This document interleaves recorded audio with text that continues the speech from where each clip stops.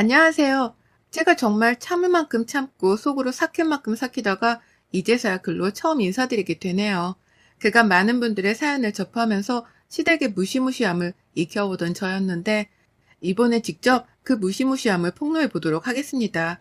곧 다가올 명절 스트레스 때문에 사는 게 사는 것 같지도 않을 우리 며느리분들께 큰 사이다를 선사해 드렸으면 좋겠네요. 그럼 사연 시작합니다. 저는 결혼 2년 차이고 남편이랑은 소개팅을 통해 만나서 교제 1년 만에 결혼한 케이스였습니다. 서로 알고 지낸 사이가 그리 오래되었다고 할 수 없었으나 또 그에 반해 서로가 여전히 설레고 완전한 이성처럼 느껴지는 건 좋았어요. 잘 지내다 보니 결혼하자마자 임신을 해서 지금은 딸아이 하나를 두고 있고요. 저는 대학 때부터 정말 치열하게 살았습니다.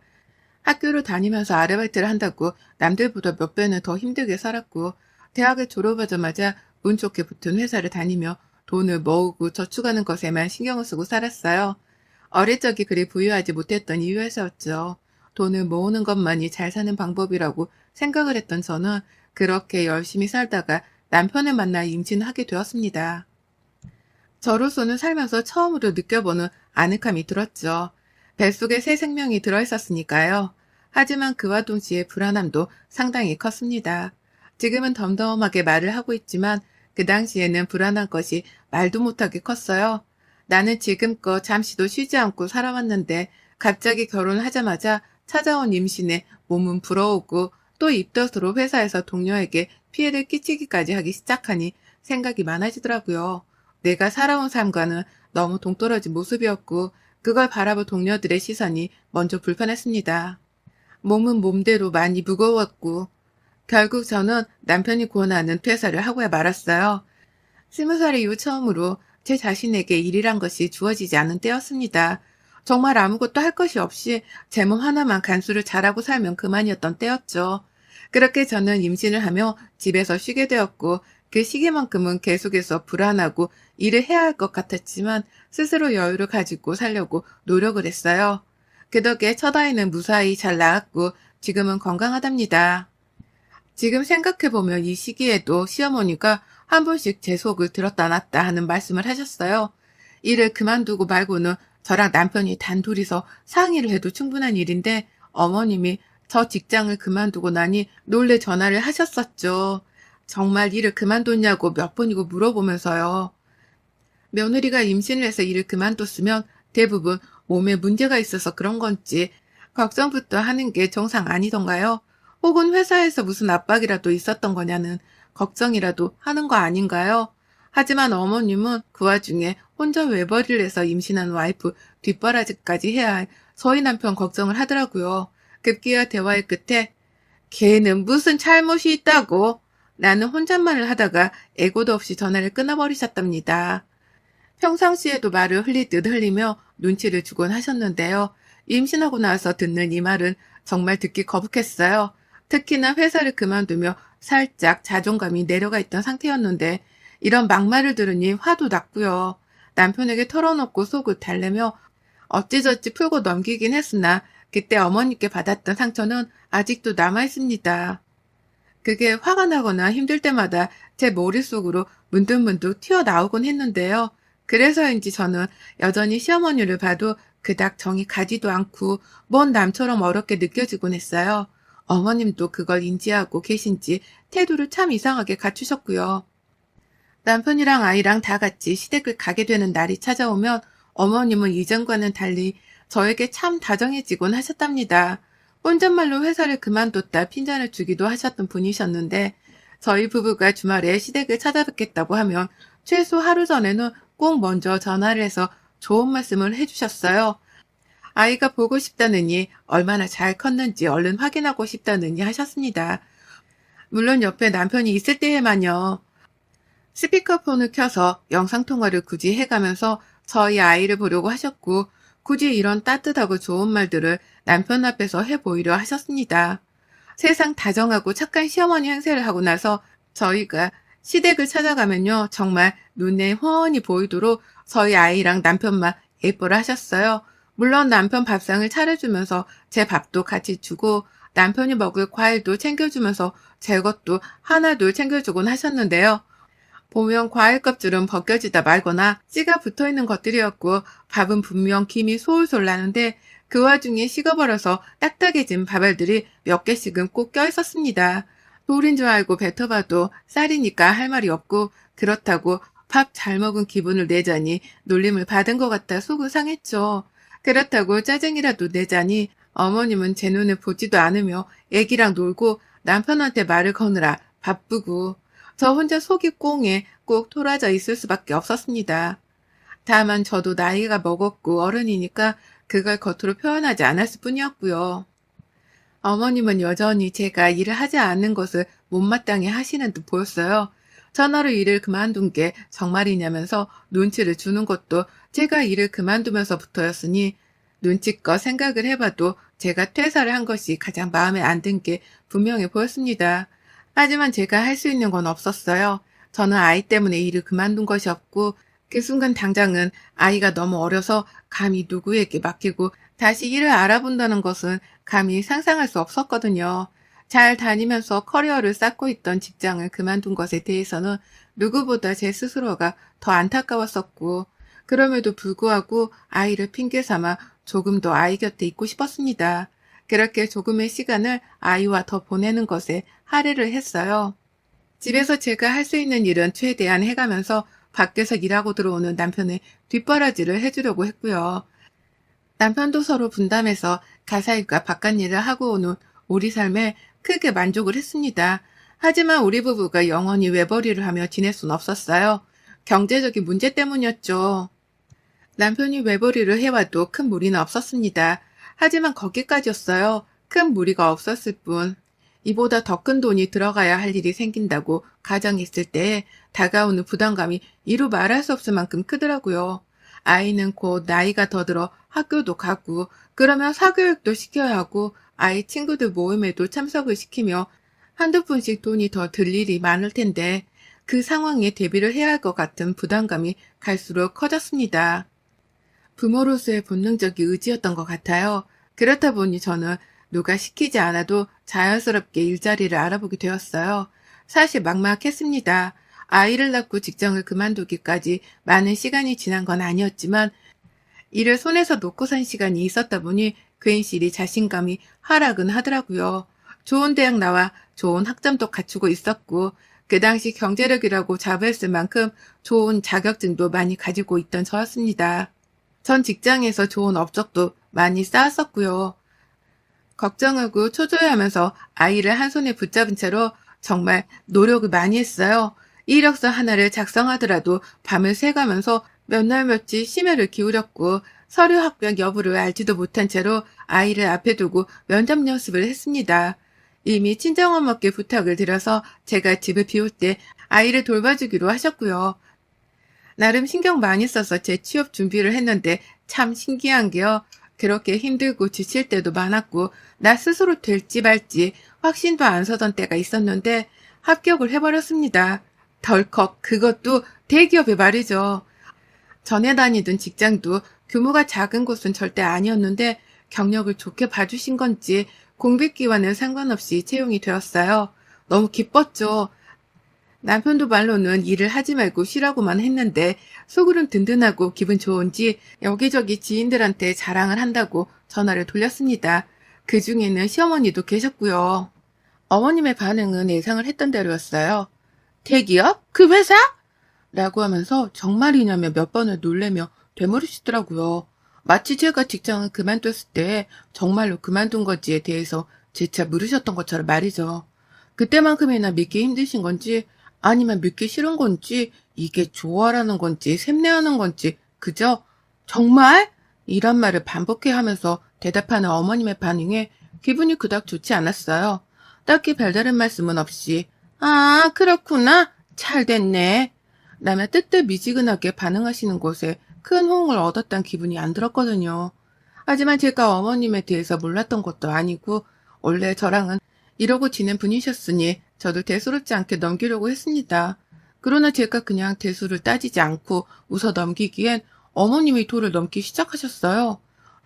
전에도 직장 다니던 신혼 초에 한두 번씩 시부모 용돈도 챙겨주고 그러라는 뻘소리를 하셔서 절 놀래키더니 다시 직장을 다니기 시작하니 돈 얘기를 꺼내기 시작하더라고요.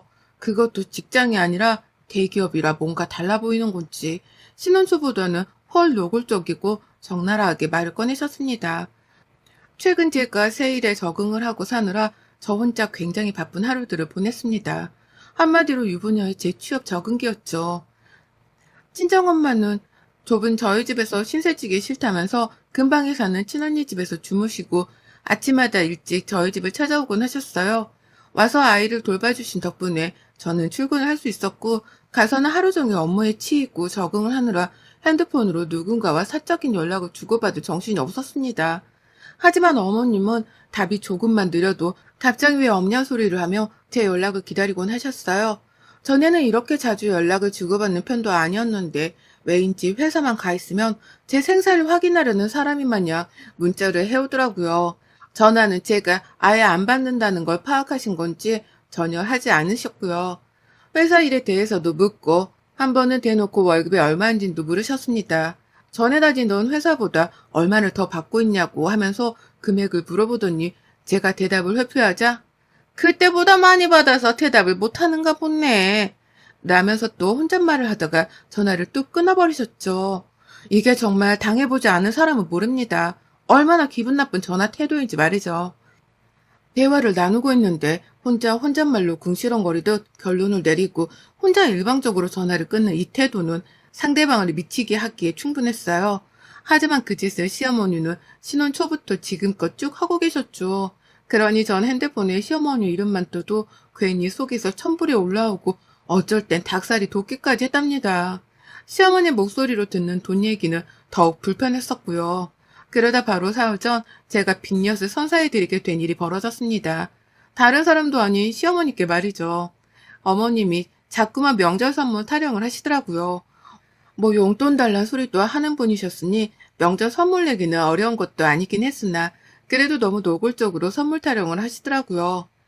추석이 다가오는데 니네 회사에서 뭐 나오는 것도 없냐? 대기업이면 정규직이 직원들한테는 명절이라고 선물을 준다던데 아니 요즘에는 포상금이 나온다냐? 라고 하면서 말이죠. 여기서 어머님이 말씀하신 포상금은 바로 인센티브였습니다. 어디서 들은 건 있어서는 대기업에서 혹시나 인센티브를 받지 않는지에 대해서 확인을 하시더라고요. 전 당연히 그런 거 없다고 딱 잘라 대답했고요. 하지만 제가 없다고 딱 거절한 그 순간부터 어머님은 그럼 네가 우리한테 선물을 사주면 되겠네 라고 하면서 제가 스스로 명절 선물을 준비하는 게 어떠냐 말씀하더라고요. 대기업도 다니는 마당에 그 돈 한두 푼을 쓰는 게 아깝진 않을 거 아니냐면서 직접 받고 싶은 선물에 대해서 언급까지 하셨답니다. 소고기를 부위별로 모아다가 한 대 놔둔 선물 세트도 좋고 아니면 요즘 과일이 비싼데 그걸 또 한 대 모아다가 바구니채로 파는 것도 있다고 하는데 그것도 좋고 라고 하면서 혼잣말을 하듯이 쓱 뱉어내는 것이 참 꼴사나웠어요. 꼭 퇴근을 하고 집에 있을 때 전화를 하셔서는 이 선물 타령을 하셨답니다. 회사에 있을 때 문자로 제 속을 긁었고요. 이걸 더 받아줘야 하나 말아야 하나 고민을 하며 어머님을 상대하고 있던 찰나에 남편이 좋은 아이디어를 내주더라고요.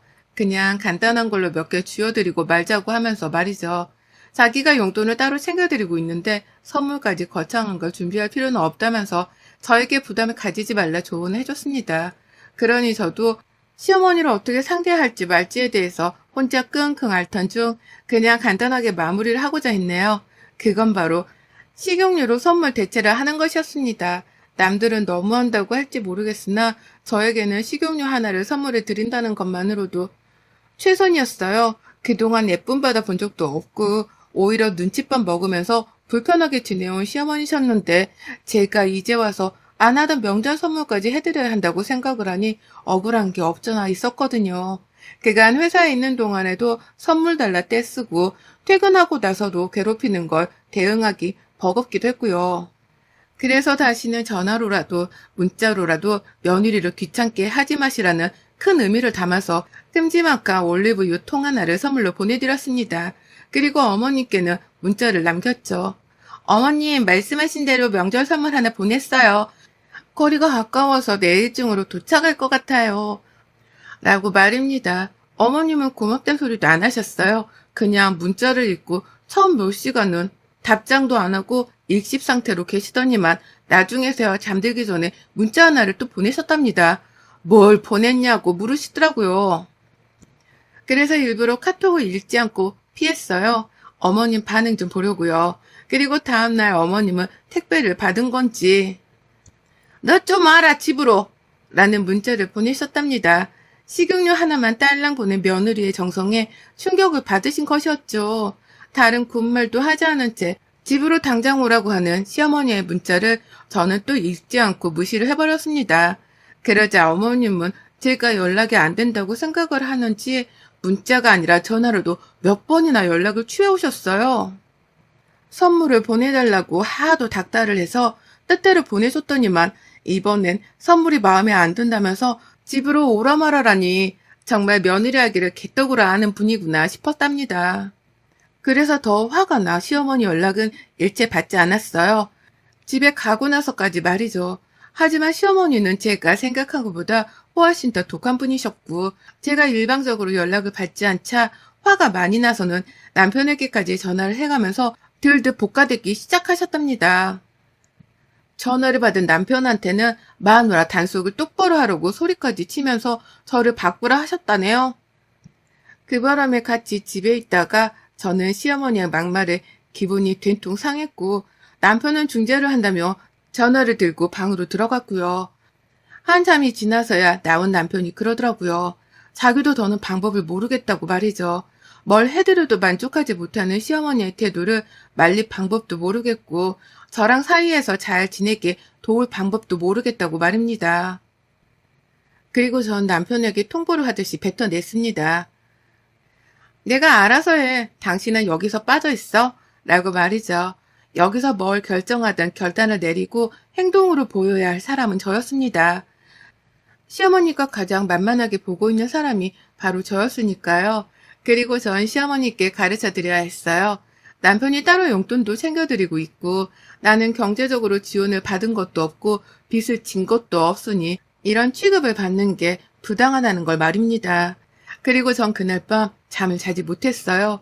급하게 시어머니께 보낼 새로운 명절 선물을 준비하느라고 말이죠.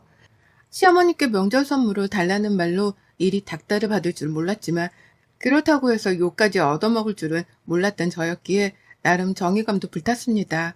우리 시어머니만큼은 아니시길 바랬으나 딱 보니 전형적인 며느리를 구워 삶으려는 시어머니 같아 보이길래 저도 제 성질머리를 보여줘야겠다 싶었던 거죠. 그리고는 바로 새로운 시어머니의 명절 선물을 보내드렸답니다.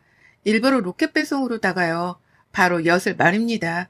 제가 준비를 한 건 바로 허연 엿이었습니다. 시어머니 드시라고 맛나고 달달한 엿을 준비해드렸네요. 엿 하나만 로켓 배송으로 보내는데 최소 주문 금액이 필요하길래 뭐 어떠냐면 엿을 더 사기까지 했습니다. 그리고는 시댁으로 보내는 결제를 했고 기다렸어요. 무슨 반응이 나올지 너무 궁금했습니다. 아니나 다를까 시어머니는 엿 선물을 받자마자 혈압이 치솟아 올랐던지 너 집에 오라니까 라는 음성 메시지를 보내시기까지 했어요. 단 한 번도 음성 메시지를 보낸 적이 없으셨는데 제가 문자를 안 읽을 걸 예상하셨던지 다급하게 음성으로 연락을 취해오셨습니다. 저는 무슨 말씀 하셨나 싶어 궁금한 나머지 문자를 읽어버렸고요. 목소리에서 화가 나 떨리고 다급해하는 그 기분이 그대로 전달이 되었고요. 저는 그것만으로도 제 계획이 성공했다는 생각에 웃음을 참을 수 없었습니다. 그리고 시어머니께 대답했죠. 왜요? 지금 일하는 중이에요. 라고만 말이죠. 아무것도 모른다는 듯이 바쁜 척을 해가며 대답을 했더니 어머님은 기세를 못 참고 남편한테 연락해서는 제 뒷담화를 신랄하게 까셨더라고요. 정확히는 며느리가 어쩜 이러냐면서 울먹이기까지 하셨다고 합니다. 며느리한테 명절 선물로 엿을 받을 줄은 꿈에도 몰랐다고 하시면서 말이죠. 남편한테 이게 도대체 어떻게 된 일이냐면서 한참을 붙들고 자기 좀 위로해달라고 몇 번을 울컥하면서 숨을 들이마셨다고 해요. 내가 살다 이 나이에 엿 선물을 다 받아보네. 이걸 달다고 빨아먹을 수도 없고 그렇다고 명절 선물이라 받아낼 수도 없고 어떻게 이러냐 네 와이프가? 라면서 신세 한탄까지 하셨다고 합니다. 전 이걸 어떻게 알았냐고요? 남편이 한참 시어머니를 달래주고 위로해주다가 뒤늦게야 당황해서 사실 확인을 한다며 저한테 연락을 해서는 알려줬네요. 집에 엿이 도착했다는데 진짜야? 당신이 보냈어? 라고 하면서 저한테 확인을 하겠다고 전화를 해왔고요. 저는 사실대로 말했습니다. 식용유 선물로도 만족을 못 하시는 것 같길래 내가 엿도 보내드렸어. 그럼 내가 무슨 말을 하고 싶은지에 대해서 정확히 알아들으시려나 싶어서 라고요. 그러자 남편은 저의 패기에 충격을 받은 건지 놀라서 아무 말을 못 하더라고요. 그러신 것 같아. 엄마가 꽤 충격을 받은 것 같긴 하셨어.